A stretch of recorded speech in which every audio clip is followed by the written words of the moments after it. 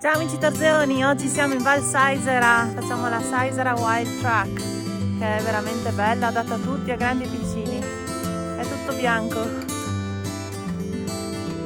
bellissimo.